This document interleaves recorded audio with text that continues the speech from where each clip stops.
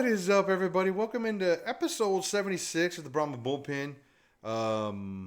Another losing Monday. We're just starting to be like old hat, right? Like, it's just another Monday. Yeah. Another Monday where our weekend was not as good as we would like it. But, the Brahmas take the loss there in Birmingham. We'll go over scores and stuff and get into that. We'll break the game down. We'll talk a little bit about playing D.C. this Friday in the Alamo Dome. Got some stats and stuff, and we got some news and everything. So before we get going too far, we're going to talk about some fun stuff. We're going to start the episode off with something to kind of, get off on the right foot so we're not so negative through the whole show. You okay with that? Yeah, positive subject, something entertaining. Yeah. So first thing we're going to do is we're going to highlight producer's shirt here. Not to get weird on you. He's wearing a little bit of a schmedium. We'll call that a schmedium.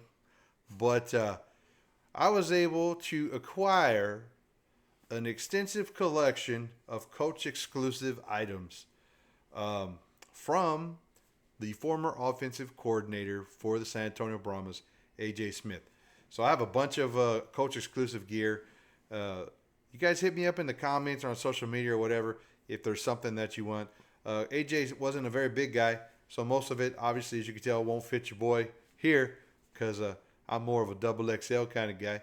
But producer's got a little schmedium on over there, so he's got himself some free Coach exclusive swag. Looking good, man. I like it. It's a little different. It's unique. Yeah. So that's a little fun. And then we're going to do something else a little fun here. Not to go all crazy, but this coming week is rodeo themed. So we're having a home game, 7 o'clock, Friday night in the Alamo Dome. It's our rodeo themed game. Last week was Fiesta, which was awesome, by the way. The pregame festivities were amazing. The carnival was going on right there. Our downtown area was bumping. So much cool stuff, dude, for Fiesta. Another big event we've talked about it on this podcast in the past, is rodeo. So we got rodeo themed game this Friday when DC comes to town. And so what I did is I just kind of grabbed up the cowboy hat themed pictures that I've acquired from different times. And I just want to see who did it best. So we got the original Phillips center of the graphic up at the top, the OG. And then you got Wade Phillips on the left. And we got our current coach Peyton Pardee on the right. So there's our three coaches. So of the three coaches, producer, who's got the best rodeo look? I got to go with the Phillips. I got to go the original. Just that giant hat. Man, looks so good. He started it. Others have imitated it, including his son and now Coach Pardee. But like you said, he was original. I love his look. Yeah, so Coach Pardee, we all talked about the family history that he has with the Phillips family and his grandpa Jack Pardee and everything. So I'm going to say between those three, dude, it's a no-brainer. Peyton Pardee's got the cleanest look over there on the right corner. So much so that, like, I think all the girls are, like, trying to get their hands on this picture. You know what I mean? That dude's got it going on over there. So we'll move on down. So we got the bullpen family. So we'll just throw it in there. So you got producer there in the middle. You got AKA Miss Bullpen, my wife there, middle right. The old man down on the bottom with his Brahmas hat on. And then down there in the middle bottom, you got me and Coach Acuff. Everyone knows Coach Acuff came on the podcast, and I promised him a cowboy hat. So there it is. There's the payoff. I'm going to tell you right now, Coach Acuff, the Yankee from up there in New York, the dude can rock a cowboy hat. He looks pretty damn good. Yeah, it fits him well. Yeah. And then our former starting quarterback, Kellen Mond, was in the Texas Bowl as an Aggie, and he's got the cowboy hat on there. So let's kind of break it, the bottom half of the screen, producer. Out of everybody in the bottom half of the screen, who's rocking the cowboy hat the best? Oh, man. You can't pick yourself. Yeah. I'm going Acuff. Acuff is my pick on the bottom. He's rocking it. You know what? I give Acuff. He definitely looks good, but I think old man right there. Oh, you're going to go with the old man? Yeah, the old man. He looks like he's rocking it pretty good there, too. Hey, dude, old man's been wearing cowboy hats for years. Yeah. So, but anyways, just thought I'd have a little fun and see you rock the cowboy hat and mention rodeo theme this weekend. If you're going to be at the game, wear the cowboy hats, put on the jeans, just dress like you're going country dancing, go to the game and have a good time, right? Absolutely. or don't go to the game. No, that's a bad segue. Oh, we want Definitely people go at to the the game. game. Yeah, we definitely want all of the bullpen family at the game, but rodeo theme. I was kind of giving producer a hard time about when I said don't go to the game. He knows why. It's not for you. It's for him. All right. So let's go over the score. So a lot of really good games again this weekend. If you're not watching UFL football, I don't know what's you're not a football fan. But 6-12 St. Louis, kind of a slobber knocker of a game, but St. Louis got the win there. They're at home in the dome. Arlington struggled to get the ball moving. Perez was his normal self. It's just they couldn't get any points on the board. Anything about that game that stood out to you? It was a low scoring game. I think St. Louis defense really showed up well, especially slowing down Perez. But more so about the game than anything, I'll just say, how many games does St. Louis have at home? All it of feels them? like every week they have a home game. So that more than anything, I was just surprised. Like, oh man, another St. Louis game in their home stadium. And stick around because I got a conspiracy theory for the ages on the St. Louis home game. So stick around for that. Next game, a phenomenal game between the Showboats and the Roughnecks. Roughnecks squeaking out the win.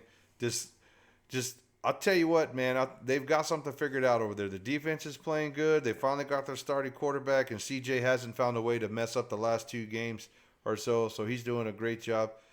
Watch out for the Roughnecks. They're not going to be a pushover. They got a very decent defense, and their offense is producing. They're starting to put it together. They've got something going on. They're on an upward trajectory as far as their record goes and their play. They're getting better every week. They're now at 50-50, so they're staying in it.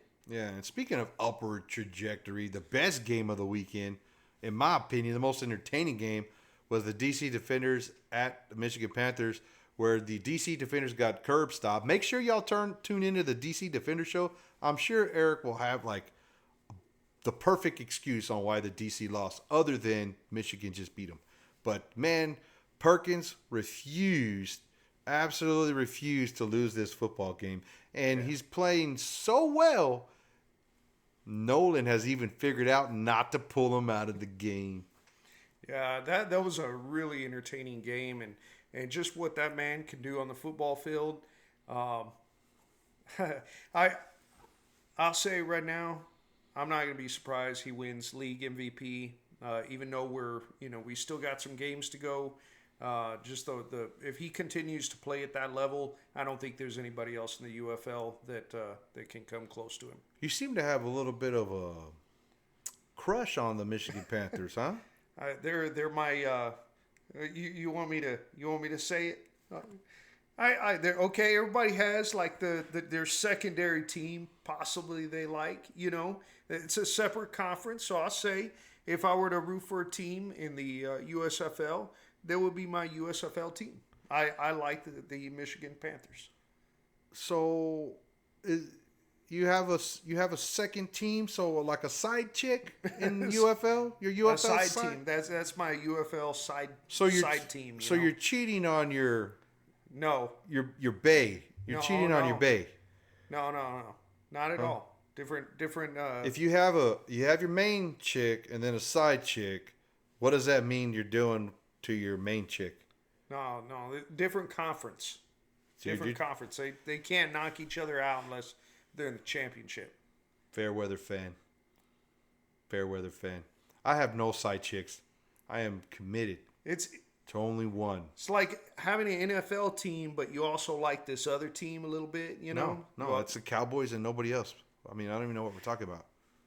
There's some other I will teams tell you that this. you can root for. No, there's not. You're just your team. But what you're allowed to do is root for teams in your state when your team has been eliminated. You are allowed to do that because this is Texas and it is the greatest state, and we don't care about the other 49 states. Mm-hmm. So we can do that. But man, you went to Michigan, bro. You're not. They're a good team. Anyways, they're a good team. Cheater. They've had somebody on their team every season of the UFL that has really stood out.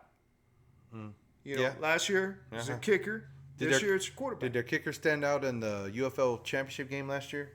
Oh, that's right. He wasn't there. I don't know. What's this guy's problem? Anyways, one rough year. He's already jumping ship. He's like a little rat jumping ship. Anyways, we'll get into the last game. I've been avoiding getting down there. I'm trying to do everything I can not to talk about the Brahmas score. 3-26, man. It was just terrible game. We got some stats we'll go over later. I felt like the defense played well enough to win, actually. It's just, dude, I don't understand what the offense is. I do have a key stat metric I'm going to share with you guys later to tell you what I think one of the biggest problems is for the team, other than just not scoring points. Earlier a producer was like, the key to the game is not giving up points in the red zone. We're like, oh, man, that's an awesome point, dude. But anything on this game before we move on to some of the league news? It was horrible. All of it was horrible. There's nothing in particular to point out because it was all bad, the whole thing. So that's what I'd say. Yeah. 3-26 looks bad, but realistically, the game should have been a lot closer, and we'll talk about that when we got the highlights at the end. Before we get going, the attendance numbers. St. Louis doing St. Louis stuff. We'd like to see that number at 30,000. What's going on, St. Louis? They said something about an NHL hockey game or something. The funny thing about UFL fans, when the attendance sucks, they always have like a good reason. They had a hockey game in St. Louis. The Birmingham fans, there was an Indy race somewhere in Birmingham. So, we can't do you got more than one thing going on in a city with millions of people or a metro area with million-plus people.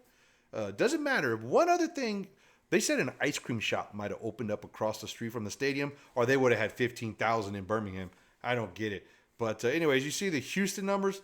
Those suck. Michigan numbers, at least they're more than what they were last year, but they still suck. And here's the funny thing. Before I go on, I'll just make sure. Do you have anything to say about attendance numbers before I talk about the little fun I had on social media with it? I'll just say that I agree with the Michigan. They're all right. St. Louis. Of course, that's your side chick. Yeah, St. Louis. Their numbers are down a little bit, but still beyond better than anybody else's so far. So I'm not going to complain about them. Way to go, St. Louis. Birmingham and Houston. What is wrong with y'all? There's something to say about each of them. I know you're gonna talk about Birmingham, so I'm just gonna say Houston. They're what? I don't know. I'm just gonna guess probably 5 times the size of a metro. Houston's the third largest city in the country behind L.A. and New York, right? Yeah, maybe 4th. I think Chicago is 3rd. But anyway, for a city that size with that many people, I don't care what's going on. I don't care if they have a Astros game going on, and they got 2 or 3 other things going on in the city. For 4,000 people to be at a Roughnecks game, crazy, right? With a city that size, crazy. It's ridiculous. But anyway, I'll let you get to Birmingham. Yeah. So the funny thing is, a Birmingham account, State of the Stallions. We're boys. We've met in person, so I get him a little rousing every now and then. He's cool about it, but. Makes a funny relocation meme where he took the Roughnecks logo and put it like Tulsa Roughnecks and said, "Hey, just move the Houston team." And people are talking about expansion. I really do think relocation should be visited before expansion. 4,000 people. I don't want Houston to lose the team. I want obviously, I've always wanted the Texas teams to beat the rest of the teams. I don't want to lose a team from Texas. But gee whiz, dude, 4,000 people, you got to make money. This is ridiculous. So anyways, he made this funny meme. So I said, okay, good meme. How about do Birmingham next? Criticizing the Birmingham attendance. You can see it's under 10,000 here. This is the game on TV, okay? Look at the stadium. Look at the fans, right? Look at the fans. The other side of the stadium is shut down. It's completely empty. They only opening up half the stadium, and there's still nobody in there. The thing says 9,600. There ain't 9,000 people in that stadium. There's 9,600 tickets sold. There ain't no 9,000 people in that stadium. And then look at this. Look at this. I'd give that best couple of hundred people. 200 right there. I mean, you talk about that picture in general. Yeah, there's probably 200 people in there. But that's a whole end zone. That's a whole end zone, man. Crazy. Crazy. So, anyways, I called him out on it. It says make the Birmingham meme, and I was told that we were gonna have lucky to have 8,000 in the dome. So we've been called out by State of the Stallions, San Antonio Familia, Brahmas family. They're saying that because we're having a hard season and we're not winning many games, we're not going to be at the stadium. And I don't think that's true. I still guarantee you we haven't won 3 championships back to back to back. We have never been a hub city. We have not been playing in the home market for 4 or 5 years. We're already beating you in attendance. We're going to be there, and we're going to support the Brahmas. And we'll talk about reasons why in a minute. I'm going to give you the best reason on the planet to be at the game other than an excuse to wear your cowboy hat because it's a rodeo game. But getting on to a little league news, I just want to get producers' thoughts on this. So James Larson doing Larson things, scooping the scoop, the scoopiest of the scooper for the UFL. But crazy thing, go to pfnewsroom.com if you want to read the whole article. But evidently the league came and said, hey, we want to change the playoff rules. Middle of the season. What do you think? At least they let the players and coaches and everybody vote on it, and it got voted down, so the playoff rules are not changing. But they were talking about going 2 division winners and then the next best 2 teams, which means you could get 3 teams from one conference in if the other conference struggled.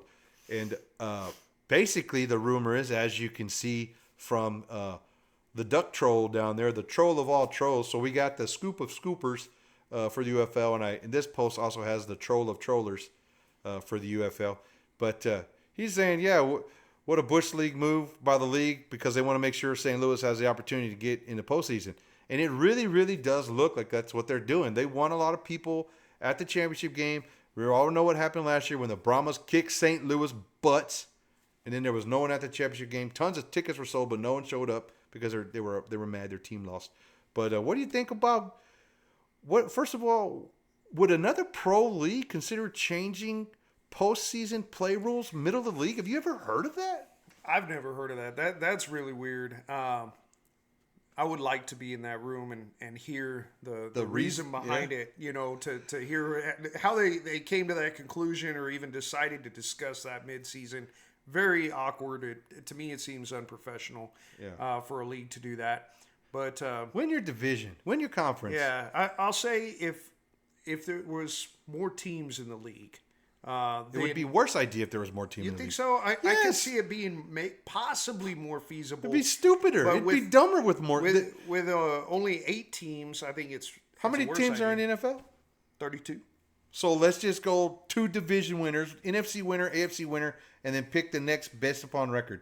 Hey, I will say there have been some years where doesn't matter. It wouldn't have been a bad idea with some of the teams that made the playoffs. AFC versus NFC is proven to work.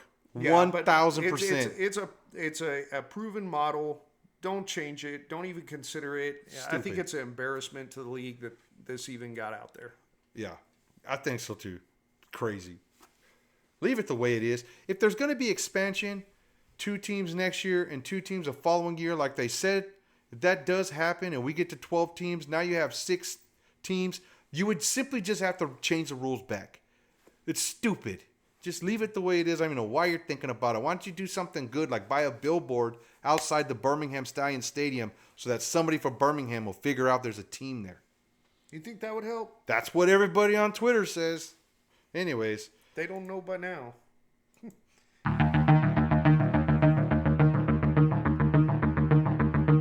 All right, Brahma News. Enough picking on the trailer trash from Birmingham. All right, why did we lose to Birmingham? We got some key stats that we're going to talk about right now. First of all, red circle, 24 net rushing yards. Anthony McFarland got hurt early. Think it was a shoulder.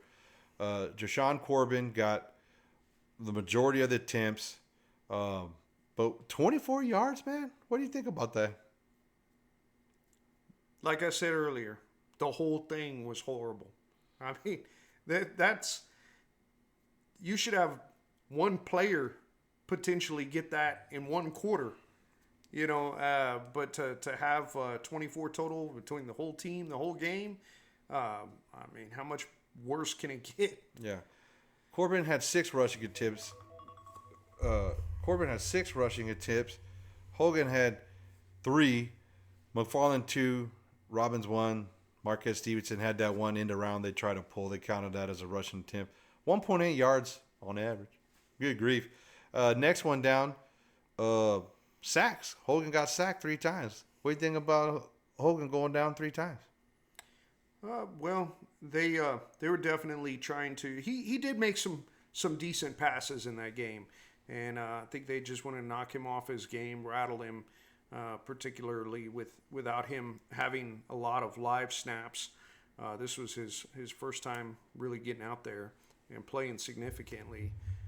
So it doesn't surprise me. It worked for him, and they were successful in keeping us from scoring much. Yeah, Hogan did push the ball down the field, and when we talk about the total score of the game, you'll see one beautiful throw that just was wasted due to not executing the play. We'll leave it at that. Anyways, the other thing I wanted to point out here, you see our 2 starting wide receivers for the first 5 games of the season. Both got targeted 1 time each, and I will tell you, the stat I'm going to show later, both of those targets show up in that stat, and we'll talk about it.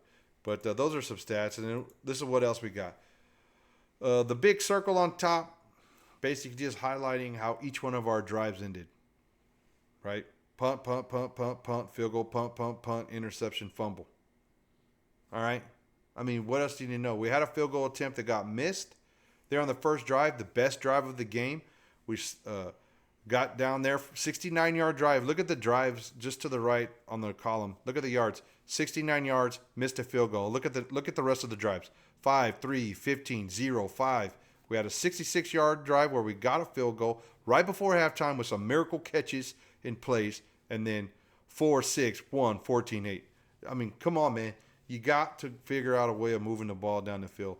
The other thing I'll show you is the circle on the bottom right. 3rd down conversions for the game. 0 for 10. Not 1 third down was completed. So the 2 drives where we got 60-plus yards and had chance to score, both times we had such big plays that we never even faced a 3rd down. But are the guys nervous on 3rd down? Do we not have a good set of good play calls to go on 3rd down? I don't know. And then the big stat on the bottom, red zone attempts. We made it in there twice, 0 for 2. Steins made it in twice, 2 for 2. I mean, you're not going to win a whole lot of games going 0 for 3 on 3rd down conversions and punting and field goal. Anything on those stats? I'd like to add to that, one of the things that stands out to me, time of possession. Of course, that's also a result of all those drives that ended in punts, very few yards with them. But you look at them, particularly in the second half of the game, total time of possession, it just went down and down and down. The first quarter, they had the ball the most. Then the second quarter, it was down to 7 minutes. And then third quarter, 6.5 minutes. By the fourth quarter, they only had the ball for less than 3.5 minutes. So, it's hard to get points when that's happening, and it's a result of those drives and the way they went. But it's just really sad to see how the game progressed. It just got worse and worse. Yeah. What's the total minutes per quarter that they could possess the ball? That they could? Yeah. How long is a quarter? 15 minutes. All right. So out of 15 minutes, Brahmas had it for 3 minutes, 22 seconds in the fourth quarter. Crazy, right? Absolutely. I was just trying to stump him, get him nervous. Anyways, but talking about those 2 stats in the previous slide, let's just show one. It's not a highlight. It's not a low light either. I'm not calling nobody out. Nobody's perfect. Stuff happens. But let's just call it a light. Let's just watch this. You can have success. And right now, the aggressor is Birmingham. First down at 10 from the 49. Hogan going deep. Wide open over the middle, and it's dropped at the 3. Jontre Kirkland had the easiest touchdown of his life, and he couldn't. I don't know, man. I think it's hilarious I know Kirk is beating himself up over it. He's one of the most competitive guys on the field. So for sure, he's not happy with himself. So he doesn't need two dummies in the cow pasture piling on. If I forgot to say it earlier, I apologize. But this is the bullpen from the cow pasture on behalf of United Football Media. But I know he felt bad about it. But that's just the way the game goes. One target for Kirkland for the whole game. He got benched because Purdy shook everything up in practice, trying to find a little spark to get the team going. He gets in there. If you watch the game, there's a little bit of communication between Coach Purdy and Kirkland before the play. And Purdy's like, hey, run here, go up that. The ball's coming to you.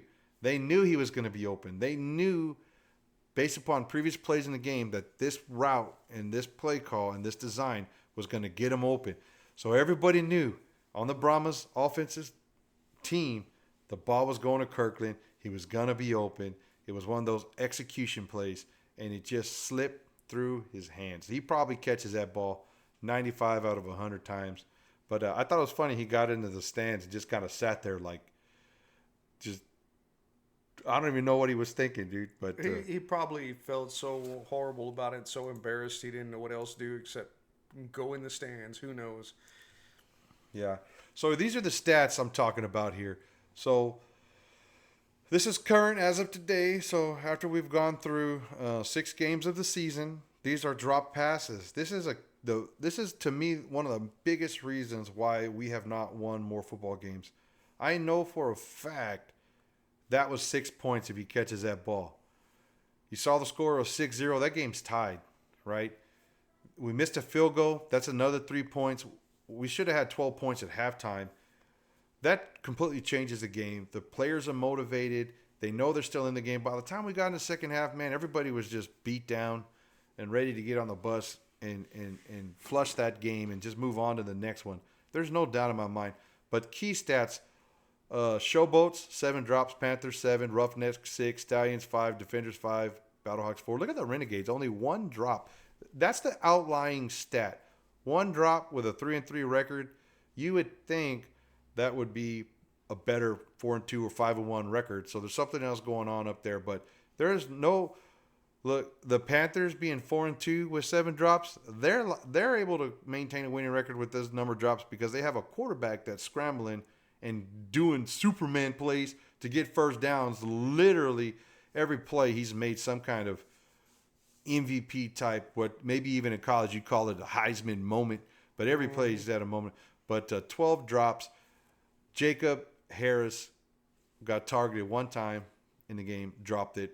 He's responsible for 7 of those drops on his own. Kirkland is responsible for 3 drops. So 10 of our 12 drops are from our 2, what were thought to be wide receiver 1 and 2 going into the season. And I don't know what's going on with Kirkland. He was the number 1 pass catcher in the league last year. Caught more passes than anybody in the whole rest of the UFL. I think it was 65 if I remember the stats correctly, something like that. But, man, what do you think is going on with these drop balls? I don't know if it's a change in quarterback. Maybe I'm not really sure. The only thing that I can think of, and I hate to say it, but is just lack of focus and lack of attention to detail. But I don't know if that's exactly what it is, but That's exactly the answer. That's exactly what it is. It's exactly the answer, dude. Yeah. And then when things start spiraling down here, they just spiral down here. I was really hoping to get a win or at least a very competitive game in Birmingham. Not because we needed that win to save our season. I wanted it to help us save our season for this coming game in this upcoming season. So I'm going to pull up our next graphic here. These are our conference standings as of today. You got the win-loss record. They're in order based upon tiebreaker at the moment. And you got games left. Here's the deal. The Brahmas have to play all 3 teams again. So theoretically speaking, if the Brahmas win 3 conference games, their record would go to they would get those 3 wins, right? Their conference record would then become 4-2. That would give every team ahead of them a loss, meaning the Renegades' best record would possibly be 3-3. Same for St. Louis would be 3-3, and the best record DC could get would be 4-2. Simple math, folks. Brahmas make the playoffs if they win the next 3 conference games. It doesn't matter what happened out of conference. I get a kick out of listening to the announcers on TV. They showed the win-loss graphics in every game this weekend and talked about it. They're already trying to hype the playoffs, which is cool. But they keep showing the overall record. Okay? Well, just like the playoff conversation we had earlier, that overall record doesn't mean jack squat. If the Brahmas are 4-2 in conference, they make the playoff game. It's exactly the reason why they're thinking about changing the rules, to be perfectly honest with you, because they're trying to get the best 4 teams in. And it is going to be the best 4 teams. If the Brahmas find a way of beating Arlington, St. Louis, and D.C., I will be the first one to tell you they are better than Arlington, St. Louis, and D.C. They've already beat D.C. once this year. But we're not out of it. And that's the positive spin. Yeah, if they can somehow put it together, and they got to play the showboats as well. Hopefully, out of the games remaining, that'll be probably their easiest game. But if they can win that game, they can win these. Although that one, like you mentioned, isn't nearly as important. But if they can win these, then they're going to have that momentum rolling in. Hopefully, they'll make it in the playoffs. Don't know how likely that is, but why would you care? You're a Michigan Panthers fan. we're hoping. Do I have Michigan gear on right now? Yeah, are you wearing anything that wasn't given to you? How many Michigan games have I been to? I don't know. Yeah. I don't think it matters. They're your side chick. You already admitted it. I'm a Brahmas fan. Okay, get off of it. If you take one thing from this episode of the Bullpen, it's right here. We are in the playoff hunt. We just have to win our remaining conference game. Put your boots on, put your jeans on, put your cowboy hats on, dress up for the rodeo game Friday night in the Dome. Be loud, be proud, have some drinks, and let's beat the crap out of DC. Yeah, I'll say this. Think about Go Michigan. If the Dome is full, we get a good crowd in the Dome. Yeah. And you have all those people supporting the Brahmas, even with all the adversity that they're going through. And you got a good crowd, you got good crowd noise. That's going to help motivate the team, and that's going to help us out. So we want to make sure that we fill that Dome. Could you imagine the players stepping out, coming through the opening they have again with the smoke and the fire and the horse riders? Yeah. And they come out onto the field, and they see the most people they've ever seen inside the stadium, just cheering their butts off, just happy to see them, even though we haven't had that great of a season. Could you imagine? That right there would hype those guys up enough to get us a couple of scores in the game. In my opinion, just running out there, those guys are going to be pumped. Yeah. And go to the game, folks. Put your cowboy hats on. Let's get it. And on the opposite side of that, I'll just add one more thing. Can you imagine the opposite effect if they run out and our stands look like Birmingham's? I'll just say that. Shots fired. All right.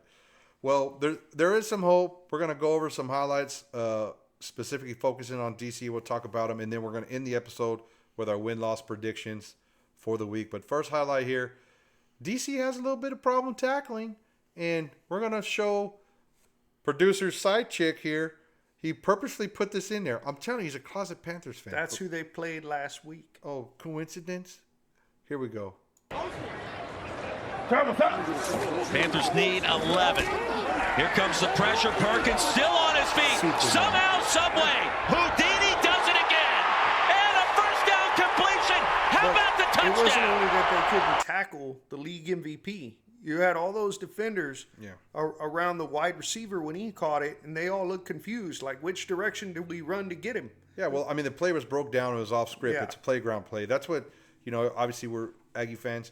That's what Johnny Manziel did so great. Yeah. Off script, man. Just break it down, move around. It's crazy. Now, what about DC's offensive line? Our offensive line struggled a little bit last week. Let's watch this. Why this roster is as stacked as it is. It is stacked indeed on third down and short to Amu. Gonna be sacked and dropped way back at the 16. We can get to him. To me, that was a covered sack. People call those covered sacks. He dropped back, two-step drop. Everybody was covered, didn't know where to go with the ball, and was unable to get that scramble ad-lib play going. So secondary did their job. Front seven cleaned them up. What a great play there for side chick, Michigan Panthers. All right. So let's watch this play. There is some stuff to be worried about, right? Yes. We'll show you here. Tamu wants to heave one deep again. Wide open is rolling. Here comes DC. And a touchdown for the defenders. I mean, our secondary has had some weak. Yeah, we've been weakness. prone to be burned. Yeah, we've been by some of burned. those deep passes, and DC loves to go deep. They love to throw it out there. Yeah. Well, let's get into our predictions for the week and see who producer thinks is going to win. Let's see who he picks, the Brahmas or his side chick. So here's mine up top, 8-16. That's right. Damn proud of it because I haven't picked against my team not even one time, and it damn sure ain't starting today. And I got Arlington, Texas team over the side chick. And I picked this game just because I want producer's side chick to lose now. He's like jumping ship on me. I got Birmingham beating Houston. It's in Birmingham. I just gave them that. There'll be like 35 fans there, which will give them the edge. And then St. Louis over Memphis. I just think St. Louis is a better team than Memphis. And that's it. What about your picks there? Producer's 12-12, so he's 500. Yeah, I mean, I'm picking better than you are, so Picking your side chick. They've been winning. You've been picking the Brahmas, which I wish were winning, but unfortunately are giving you a lot of numbers in the loss column there. 5. Yeah, I deeply wish that the Brahmas would win. I want them to win. You wish on so Friday. hard that you want to get your pick wrong. But if I'm gonna pick, I'm gonna have to go with DC. They're just playing like the better team. Fairweather fan. And That's what we call I'm you. glad we beat them once. I don't think we're going to do it twice, as much as I want that. You realize this is our season on the line. And Yeah. you don't even think the guys are going to be motivated enough to come out there and beat a team that they already beat, this time at home instead of on the road. Have we seen motivation out of them? Yeah. Did you watch the DC game when we beat them in DC? We didn't see motivation last week. So Hey, I'm just saying I'm going off of what I'm seeing. That's all I can do. And I want to see more. I want them to win. I want the dome to be full. I want them to be your motivated 500 and get a victory. your 500 win-loss prediction is more important to you. You know what? We can keep them in to where. Never mind. Well, their field goal percentage isn't that great. Let's keep them field goals. Field we goal may get percentage. a chance. What are we talking? Anyway. We're talking wins and losses here. You bring up some All right, random. all right. We'll okay. Talk about Let's your move side on. chick. Tell me why your side chick's gonna win. They're just a better team. They're probably the best team in the league, so I have to go with them. Okay, you got to pick right now. You're starting a new team. Man, this is going to Yeah. be a crazy question. I don't Okay. even know. But you're starting a team. All right. You're picking your quarterback. You Okay. taking Perez or Perkins? Ooh. At this moment, based on how they're playing this season, I'm taking Perkins.